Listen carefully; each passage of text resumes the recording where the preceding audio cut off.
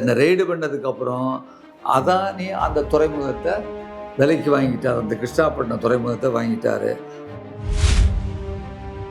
அந்த எல்லா ஷேர்களையும் வாங்கிட்டு அந்த கம்பெனியை கவுத்துட்டாங்க. ஜிவிகே ரயில் நடத்தி மும்பை துறைமுகத்தையே அதானி வாங்கியாச்சு. நாட்டுக்காக உழைக்கிறாரோ இல்லையோ, தன்னை பிரதம மந்திரியாக்கி இவர்கள் 2 பேருக்கும் இந்த ஊராரில் உள்ள சொத்துக்களெல்லாம் எடுத்து கொடுக்கிறார்.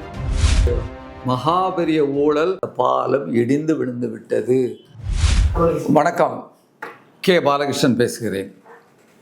மோடி ஆட்சியில் ஊழல் இல்லை, ஏதாவது இருந்தால் ஊழல் சொல்லுங்க அப்படின்னு சொல்கிறாங்க. ஆனால் இன்றைக்கு மோடி ஆட்சி நடைபெறுவதே யாருக்காக தெரியுமா?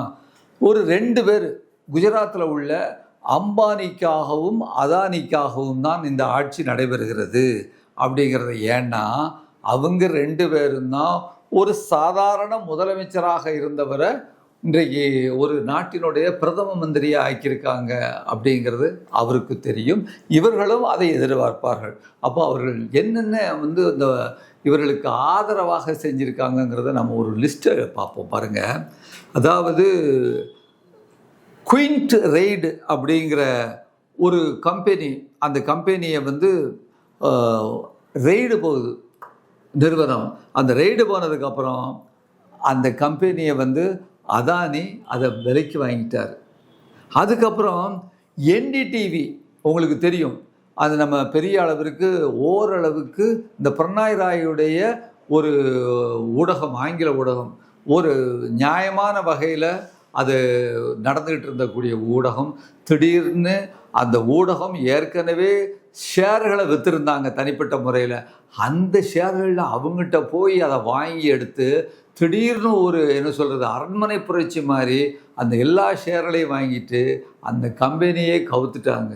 அப்போ என்டிடிவி அதுக்கு முன்னால் பல்வேறு ரெய்டுகள் நடத்தி இவ்வாறு கடத்தினதுக்கு பின்னால் அதை அதானி வாங்கி கொண்டார். இன்னும் ஒரு அரண்மனை புரட்சி மாதிரி அந்த எல்லா ஷேர்களையும் வாங்கிட்டு அந்த கம்பெனியே கவுத்துட்டாங்க.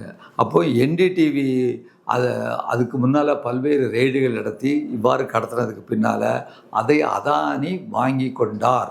இன்றைக்கு என்டிடிவி நமக்கு அதானி கையில் போயிட்டு, ஆங்கில ஊடகம், உண்மையை சொல்லக்கூடிய ஊடகம், மக்களுக்கான ஊடகம் எதுவும் இல்லை.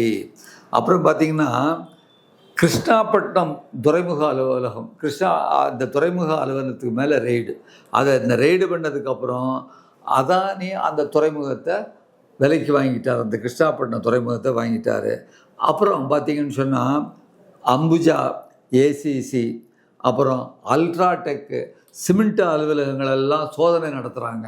சோதனை நடத்திட்டு என்ன செய்கிறாங்கன்னு கேட்டிங்கன்னா, ஏதாவது அது இருக்குது இது இருக்குது சொல்லிட்டு அந்த பெரிய அளவிற்கு அந்த அவங்களுடைய அந்த ஏஜென்சி இருக்க முகமைகள் எதையாவது ஒன்று சொல்லி உள்ளுக்கு போயிட்டாங்கன்னா அதை நான் இல்லைன்னு சொல்லி நிரூபித்து வர்றதுக்கு பல வருஷங்கள் ஆகும்.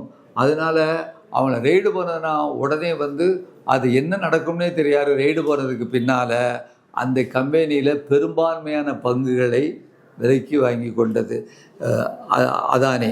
அதுபோல் Mumbai airport management company GVK raid நடத்தி மும்பை துறைமுகத்தையே அதானி வாங்கியாச்சு.